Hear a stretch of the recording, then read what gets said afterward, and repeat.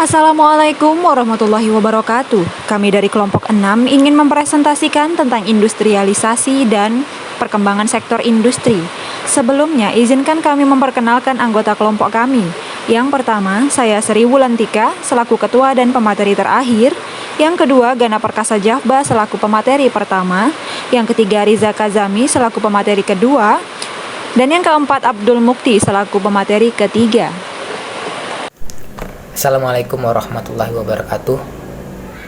Nama saya Gana Perkasa Jabba. Saya ingin menjelaskan sedikit pengertian dari industrialisasi. Industrialisasi adalah suatu proses perubahan sosial ekonomi yang mengubah sistem pencaharian masyarakat agraris menjadi masyarakat industri. Industrialisasi bisa diartikan sebagai suatu keadaan di mana masyarakat berfokus pada ekonomi yang meliputi pekerjaan yang semakin beragam. Industrialisasi sendiri merupakan bagian dari proses modernisasi, di mana perubahan sosial dan perkembangan ekonomi erat hubungannya dengan inovasi teknologi. Menurut Undang-Undang Nomor 5 Tahun 1984 tentang industri adalah kegiatan ekonomi yang mengelola bahan mentah, bahan baku, barang setengah jadi, dan atau barang jadi menjadi barang dengan nilai yang lebih tinggi untuk kegunaannya, termasuk kegiatan rancang bangun dan rekayasaan industri. Adapun konsep dan tujuan industrialisasi dalam sejarah pembangunan ekonomi, konsep industrialisasi berawal dari revolusi industri yang terjadi pada abad ke-18 di Inggris, di mana dengan penemuan metode baru untuk permintalan dan penenunan kapas yang menciptakan spesialisasi dalam produksi dan peningkatan produktivitas dari faktor produksi yang digunakan. Setelah itu, inovasi dan penemuan baru dalam pengelolaan besi dan mesin uap yang mendorong inovasi dalam pembuatan benda lainnya. Tujuan industrialisasi itu sendiri adalah untuk memajukan sumber daya alam yang dimiliki oleh setiap negara dengan didukung oleh sumber daya manusia yang berkualitas. Dengan industrialisasi ini, maka negara berkembang yang mampu memanfaatkan dengan baik, maka akan meningkatkan pertumbuhan ekonomi negara tersebut.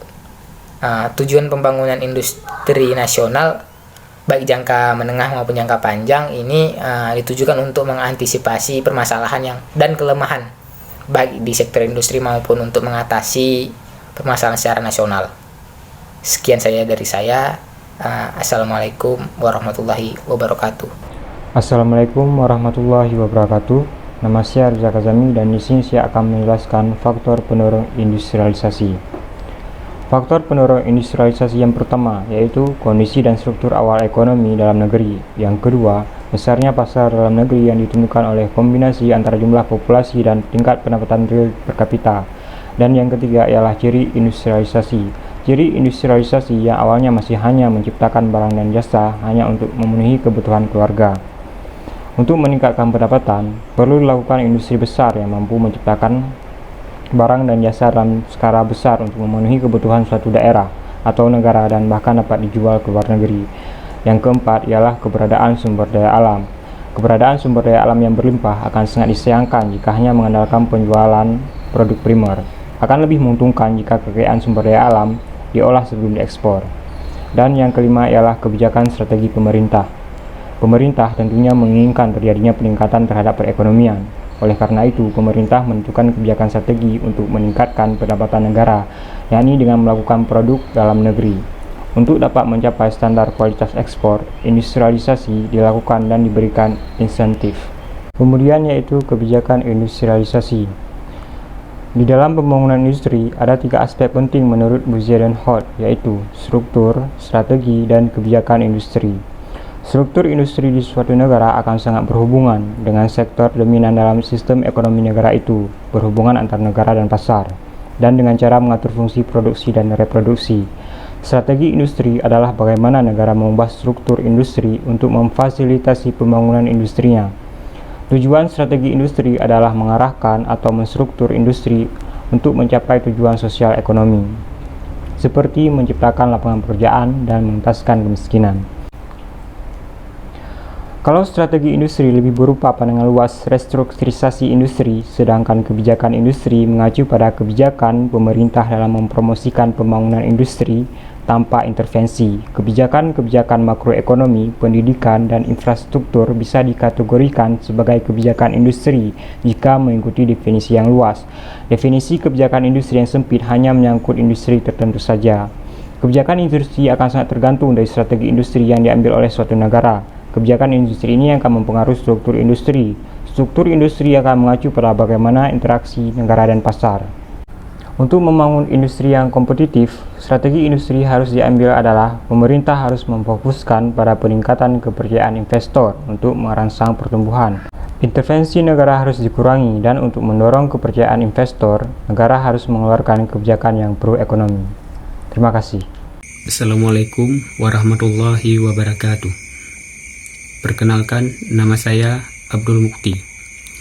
Di sini saya akan menjelaskan tentang industrialisasi di Indonesia. Industrialisasi di Indonesia hanya sekedar menjadi pasar ataupun sasaran eksploitasi alam dan juga menjadi sasaran eksploitasi tenaga kerja yang murah bagi negara yang maju. Nah, produktivitas rata-rata untuk sementara masih sangat rendah, dengan angka pengangguran yang semakin meningkat dan angka kemiskinan yang semakin bertambah. Dan dengan adanya praktek percaloan menjadi budaya di sektor ekonomi dan juga di sektor politik dan di kehidupan masyarakat sehari-hari. Yang berikutnya, perkembangan sektor industri manufaktur di Indonesia. Perkembangan ini di setiap negara juga dapat digunakan untuk melihat perkembangan industri negara secara nasional. Semenjak krisisnya ekonomi dunia pada tahun 1998, perkembangan industri manufaktur di Indonesia secara nasional belum memperlihatkan perkembangan yang sangat memuaskan. Bahkan, perkembangan industri nasional, khususnya industri manufaktur, yang lebih sering menurun perkembangannya dibandingkan dengan grafik peningkatannya. Dari hasil riset yang pernah dilakukan pada tahun 2006 oleh sebuah lembaga internasional terhadap prospek industri manufaktur di berbagai negara.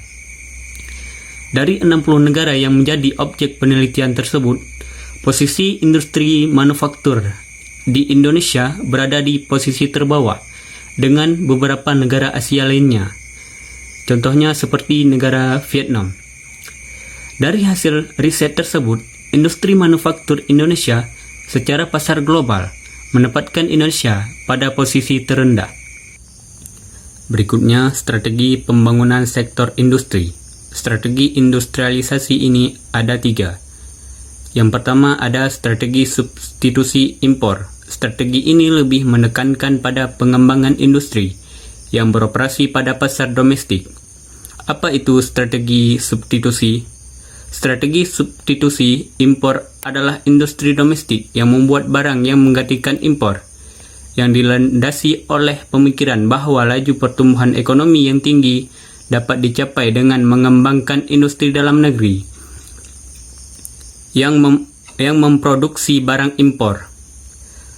Pertimbangan yang lazim digunakan dalam memilih strategi ini adalah sumber daya alam dan faktor produksi lain, terutama tenaga kerja yang cukup tersedia, potensi pemerintah dalam negeri yang memadai, pendorong perkembangan sektor industri manufaktur dalam negeri.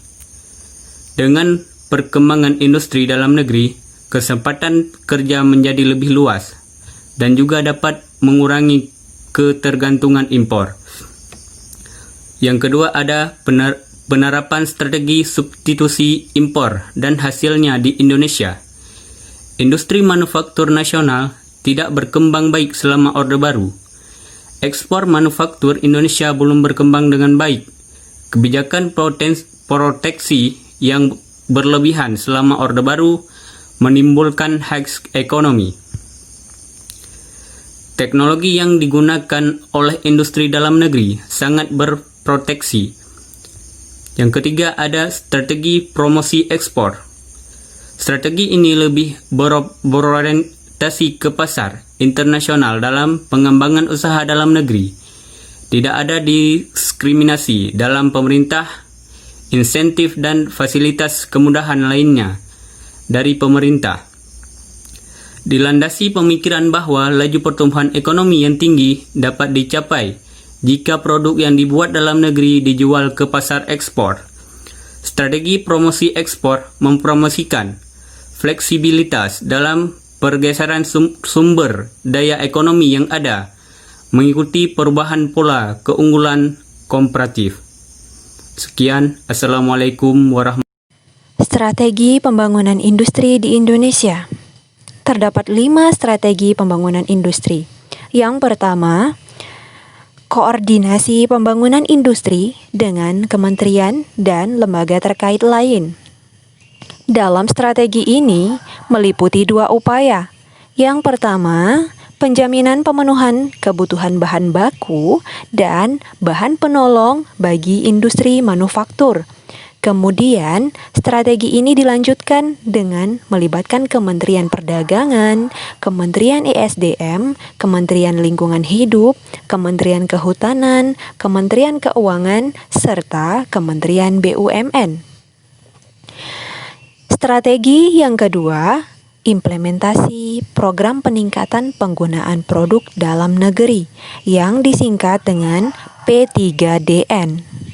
Upaya ini didukung dengan mengoptimalkan belanja modal pemerintah pusat, BUMN, dan pembatasan impor produk yang sudah diproduksi di dalam negeri. Kemudian, pengenaan sanksi bagi yang melanggar ketentuan terhadap kewajiban penggunaan produk dalam negeri. Strategi pembangunan industri yang ketiga, penguatan ekspor dan substitusi impor. Penguatan ekspor dan substitusi impor ini diantaranya melalui diversifikasi industri unggulan untuk ekspor atau melakukan spesialisasi terhadap produk tertentu. Membuka secara agresif pasar-pasar baru untuk produk industri, lalu melakukan pendekatan terhadap prinsipal-prinsipal otomotif di Indonesia untuk menjadikan Indonesia sebagai basis ekspor. Strategi yang keempat, mendorong investasi pabrik-pabrik komponen di negara-negara yang menjadi target ekspor baru, serta memastikan penyelesaian impor bahan baku, khususnya impor limbah non-B3. Investasi di sektor industri ini meliputi perbaikan, kemudian perizinan, promosi investasi, dan fasilitas pemberian investasi. Strategi pembangunan industri yang kelima, yakni penguatan daya beli masyarakat. Penguatan daya beli masyarakat akan meningkatkan konsumsi produk dalam negeri, di antaranya melalui menurunkan besaran down payment atau DP untuk pembelian mobil dan motor, mempercepat penyaluran dana bantuan sosial kemasyarakatan seperti PKH dan lain sebagainya, serta meningkatkan utilisasi industri dalam rangka menciptakan lapangan kerja. Dampak industrialisasi di Indonesia. Teknologi terkini memungkinkan negara tropis seperti Indonesia memanfaatkan kekayaan hutan untuk meningkatkan devisa negara dan pembangunan infrastruktur. Namun, di balik kesuksesan Indonesia dan di balik pembangunan, sebenarnya ada kemerosotan dalam cadangan sumber daya alam dan peningkatan pencemaran lingkungan. Pencemaran dapat diklasifikasikan dalam bermacam-macam bentuk dan pola pengelompokannya. Yang pertama, mengelompokkan pencemaran atas dasar bahan pencemar yang menghasilkan bentuk pencemaran biologis, kimiawi, fisik, dan budaya. Yang kedua, mengelompokkan pencemaran atas dasar pengelompokan menurut medium lingkungan, menghasilkan bentuk pencemaran udara, air, tanah, makanan, dan sosial. Selanjutnya, kita beralih kepada dampak positif dan dampak negatif adanya industri. Dampak positif Dengan adanya industri bagi kehidupan masyarakat di wilayah industri, antara lain, yang pertama, kehadiran industri dapat membuka lapangan kerja bagi penduduk setempat. Kita tahu bahwa pembangunan proyek tertentu maupun itu infrastruktur baik industri, hal itu akan menyerap tenaga kerja di wilayah sekitaran pembangunan proyek tersebut. Dampak positif yang kedua, membuka lapangan kerja di bidang sektor informal. Kita tahu bahwa sektor informal adalah sektor ekonomi yang terdiri dari unit usaha kecil yang tujuan utamanya adalah memperoleh kesempatan kerja dan kesempatan memperoleh keuntungan bagi para pelakunya. Dampak positif yang ketiga, yakni menambah pendapatan asli daerah bagi daerah tersebut. Adapun dampak negatifnya dari pembangunan industri adalah yang pertama, menimbulkan kebisingan, polusi, dan limbah industri yang berbahaya bagi lingkungan sekitar.